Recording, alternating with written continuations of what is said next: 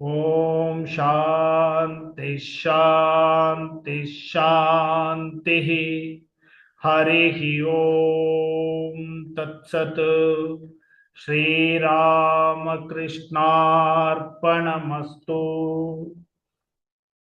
ನಾವು ಸ್ವಾಮಿ ವಿವೇಕಾನಂದರ ಜೀವನವನ್ನ ಅಧ್ಯಯನ ಮಾಡುವಂತಹ ಒಂದು ಇದರಲ್ಲಿ ನಾವು ಸ್ವಾಮಿ ವಿವೇಕಾನಂದರು ಬಾಲ್ಯದಿಂದಲೇ ಅವರಿಗೆ ಒಂದು ಜ್ಯೋತಿ ಕಾಣಿಸ್ತಿತ್ತು ಅನ್ನೋ ಅಂಶನ ನಾವಿಲ್ಲಿ ನೋಡ್ತೀವಿ.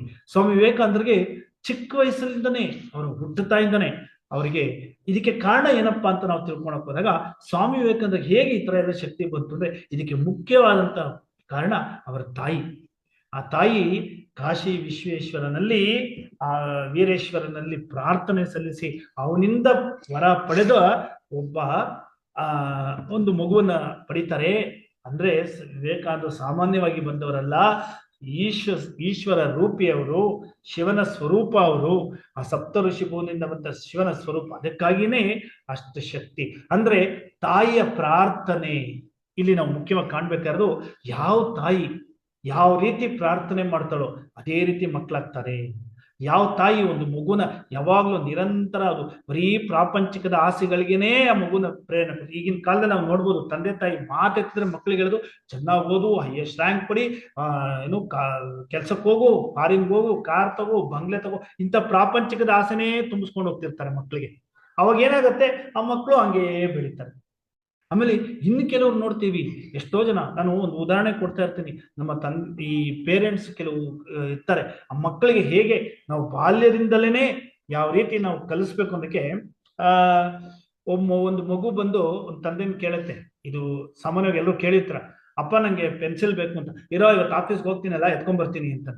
ಅಂದ್ರೆ ಇಲ್ಲಿ ನಾವು ನೋಡ್ಬೇಕು, ಆ ತಂದೆ ಆ ಆಫೀಸಲ್ಲಿ ಯಾವುದೋ ವರ್ಕ್ ಕೊಟ್ಟಿರೋದಂತ ಅವನ ಮಗು ಕೊಟ್ರೆ, ಈ ಮಗು ನಾಳೆ ಏನ್ ಮಾಡ್ತಾನೆ, ಸ್ಕೂಲಲ್ಲಿ ಹೋಗೋ ಅವ್ನ ಪಕ್ಕದಲ್ಲಿ ಅವ್ನ ಫ್ರೆಂಡ್ಸ್ ಹತ್ರನೇ ಎತ್ಕೊಂಡ್ ಬಂದ್ಬಿಡ್ತಾನೆ. ಅಂದ್ರೆ ನಾವು ಇಲ್ಲಿ ಹೇಗೆ ತಂದೆ ತಾಯಿಯರು ಸ್ವಾಮಿ ವಿವೇಕಾನಂದರನ್ನ ಹೇಗೆ ಅವ್ರ ತಾಯಿ ಬೆಳೆಸಿದ್ರು ಅನ್ನೋದನ್ನ ನಾವು ನೋಡ್ತಾ ಇದ್ರೆ, ಪ್ರತಿಯೊಬ್ಬ ತಂದೆ ತಾಯಿನು ಆ ತಂದೆ ಅನ್ಕ ಸ್ವಾಮಿ ವಿವೇಕಾನಂದರನ್ನ ಹೇಗೆ ಬೆಳೆಸ್ತಾರೆ ಅಂದ್ರೆ, ಅವರು ತಂದೆ ತುಂಬಾ ದಾನವಂತರು. ವಿಶ್ವನಾಥ ದತ್ತ ತುಂಬಾ ದಾನ ಮಾಡ್ತಿರ್ತಾರೆ. ಆಗ ವಿವೇಕಾನಂದ ಜೊತೆ ಕೇಳ್ತಾರೆ, ಏನ್ ನೀನ್ ಇಷ್ಟೊಂದೆಲ್ಲ ದಾನ ಮಾಡ್ತಾರೆ, ನನ್ಗೇನ್ ಇಟ್ಟಿದ್ಯಾ ಅಂತ. ಸ್ವಾಮಿ ವಿವೇಕಾನಂದ ತಗೊಂಡೋಗಿ ಕಣ್ಣಲ್ಲಿ ಮುಂದೆ ನಿಲ್ಲಿಸ್ಬಿಟ್ಟು, ನೋಡಿ ಹೇಗಿದೆ, ನಿನ್ನನ್ನೇ ನಾನು ಆಸ್ತಿ ಮಾಡಿದ್ದೀನಿ, ನಿನಗಾಗಿ ನಾನು ಯಾವುದು ಆಸ್ತಿ ಇಡಲ್ಲ ಅಂತ.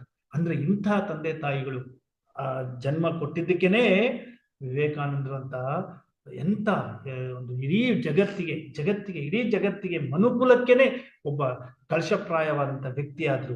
ನಾವಿಲ್ಲಿ ಇದನ್ನೇ ನೋಡ್ಬೇಕಾದ್ರು, ಪ್ರತಿಯೊಂದು ಮನೆಗಳಲ್ಲೂ ತಂದೆ ತಾಯಿ ಸದಾ ಆ ಮಕ್ಕಳಲ್ಲಿ ಸಚ್ಚಿಂತನೆಯನ್ನು ತುಂಬುವಂತ ಅವಕಾಶ. ನಾವೇನ್ ಮಾಡ್ತಾ ಇದೀವಿ ಇವತ್ತು, ಎಷ್ಟೋ ಮನೆ ಮೊದ್ಲೆಲ್ಲನೂ ಹಿರಿಯರು ಅಜ್ಜಿ ತಾತಂದ್ರೆಲ್ಲ ಕತೆ ಹೇಳೋರು ಮನೆಯಲ್ಲಿ. ಇವತ್ತು ಅಜ್ಜಿ ತಾತ ಎಲ್ಲ ಸೀರಿಯಲ್ಗೆ ಅಡಿಕ್ಟ್ ಆಗೋಗ್ಬಿಟ್ಟಿದ್ದಾರೆ, ಯಾರು ಕತೆ ಹೇಳಕ್ಕೆ ಬರಲ್ಲ. ಅಜ್ಜಿ ತಾತ ಇದ್ದು ಕೂಡ ಇಲ್ಲ, ಇನ್ ಕೆಲವ್ರ ಮನೇಲಿ ಅಜ್ಜಿ ತಾತ ಮನೆಯಲ್ಲೇ ಇರಲ್ಲ, ವೃದ್ಧಾಶ್ರಮದಲ್ಲಿ ಸೇರಿಸ್ಬಿಟ್ಟಿರ್ತಾರೆ.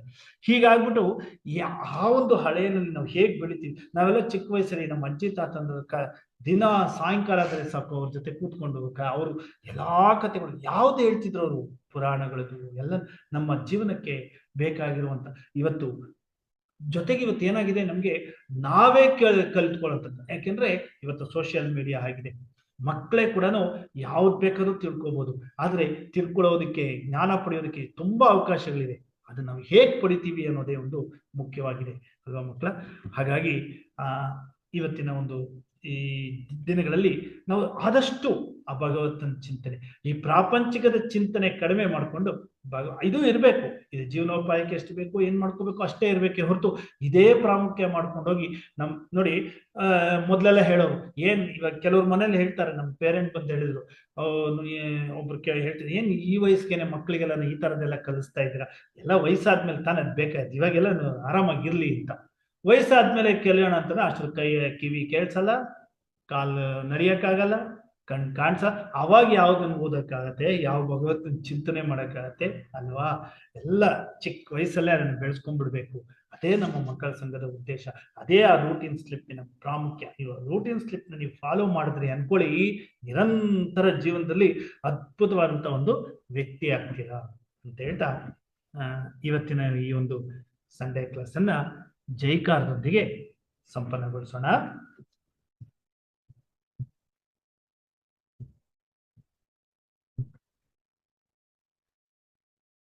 ಜೈ ಶ್ರೀ ಗುರು महाराज की जय। जय श्री महामाई की जय। जय श्री स्वामी जी महाराज की जय। ಹಾಗೆ ಇವತ್ತು ನಮ್ಮ ವಾಲಂಟಿಯರ್ ಆಗಿ ಮತ್ತೆ ಗಮನ್ ಮತ್ತು ನಿರೂಪ್ ತುಂಬಾ ದೂರದಿಂದ ರಾಜರಾಜೇಶ್ವರಿ ನಗರದಿಂದ ಬಂದಿದ್ದಾರೆ. ಗಮನ್ ಮತ್ತು ನಿರೂಪ್ ಬಂದು ವಾಲಂಟಿಯರ್ ಮಾಡಿ ಸುಂದರವಾದಂತಹ ಹೂಗಳನ್ನೆಲ್ಲ ತಂದು ಅಲಂಕಾರ ಮಾಡಿ ಇವತ್ತಿನ ಒಂದು ವಾಲಂಟಿಯರ್ ಕೆಲಸ ಮಾಡಿದ್ದಾರೆ. ಗಮನ್ ಮತ್ತು ನಿರೂಪ್ಗೆ ಮಕ್ಕಳ ಸಂಘದ ಪರವಾಗಿ ಧನ್ಯವಾದಗಳನ್ನು ತಿಳಿಸೋಣ. ಹಾಗೆ ಹೀಗೆ ನೀವು ವಾಲಂಟಿಯರ್ಶಿಪ್ ನ ಮುಂದಿನ ದಿನಗಳಲ್ಲಿ ನೀವೇ ನಾನು ಯಾರನ್ನು ಆರಿಸ್ತಾ ಇಲ್ಲ, ನಿಮ್ಗೆಲ್ಲ ಗೊತ್ತಿದೆ ಅಲ್ವಾ. ಆಮೇಲೆ ಇನ್ನೊಂದು ಮಕ್ಕಳ ಕತೆ ಹೇಳೋದಿಕ್ಕೆ ನೀವು ಒಪ್ಕೊಂಡ್ಮೇಲೆ ಖಂಡಿತ ಅದನ್ನ ನೆರವೇರಿಸಿ, ಇಲ್ಲ ಇನ್ಫಾರ್ಮ್ ಆದ್ರೂ ಮಾಡಿ. ನೋಡಿ ಇವತ್ತು ಈ ತರ ಮಕ್ಕಳ ಸಂಘ ಇನ್ವಿಟೇಷನ್ ಅಲ್ಲೆಲ್ಲ ಹಾಕಿ ಎಲ್ಲರಿಗೂ ಗೊತ್ತಾಗಿ ಅವತ್ತೇ ಕತೆ ಹೇಳಕ್ಕಾಗಿಲ್ಲ ಅಂದ್ರೆ ಎಷ್ಟು ಅವಮಾನ ಅಲ್ವಾ. ನೀವು ಮಕ್ಕಳ ಸಂಘಕ್ಕೆ ಅವಮಾನ ಮಾಡ್ದಂಗೆ ಇದು ಅಲ್ವಾ. ನಿಮ್ ಕೈಲಿ ಆಗ್ಲಿಲ್ಲ ಅಂದ್ರೆ ಬೇಡ, ಆಗುವಂತವ್ರು ಪ್ರತಿ ವಾರ ಕತೆ ಹೇಳ್ತೀನಿ ಅಂತ ಮಕ್ಕಳು ತುಂಬಾ ಜನ ಇದ್ದಾರೆ. ಪಾಪ ಸಿಕ್ಕಿದ್ರೆ ಸಾಕು ಅನ್ನೋರು ಇದ್ದಾರೆ. ನಿಮ್ಗೊಂದು ಅವಕಾಶ, ಒಂದು ಆರ್ಡರ್ ಕೊಡ್ತಾ ಇದ್ದಾಗ ಈ ರೀತಿ ಕೆಲಸ ಮಾತ್ರ ದಯವಿಟ್ಟು ಮಾಡಬೇಡಿ. ನಿಮ್ಗೆ ಆಗ್ಲಿಲ್ಲ ಅಂದ್ರೆ ಇನ್ಫಾರ್ಮ್ ಮಾಡಿ. ಓಕೆ.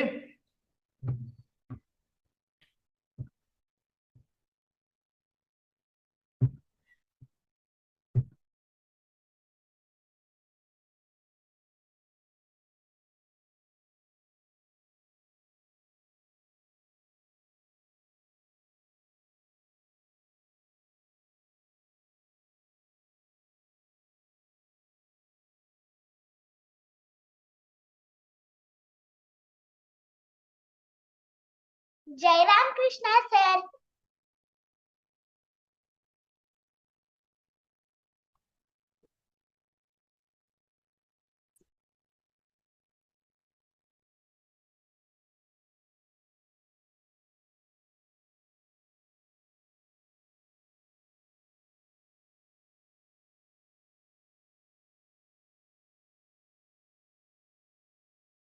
जय राम कृष्णा सर। जय राम कृष्ण सर।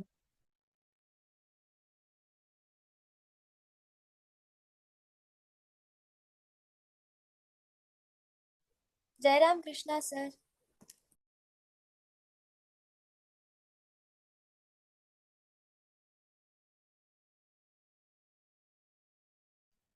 जय राम कृष्ण सर।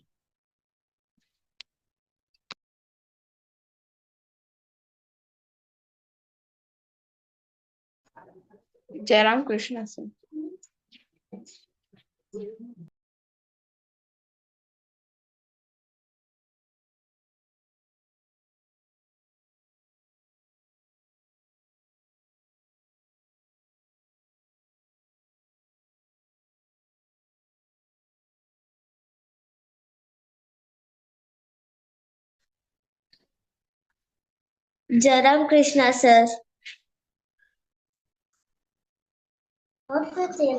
जय राम कृष्णा सर।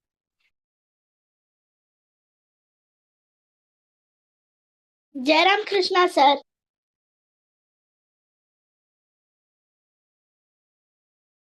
जय राम कृष्णा सर।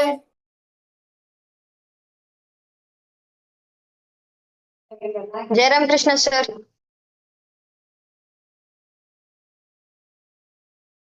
जय राम कृष्ण सर।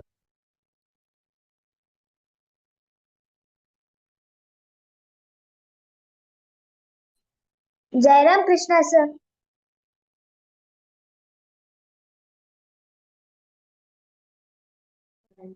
जय राम कृष्णा सर।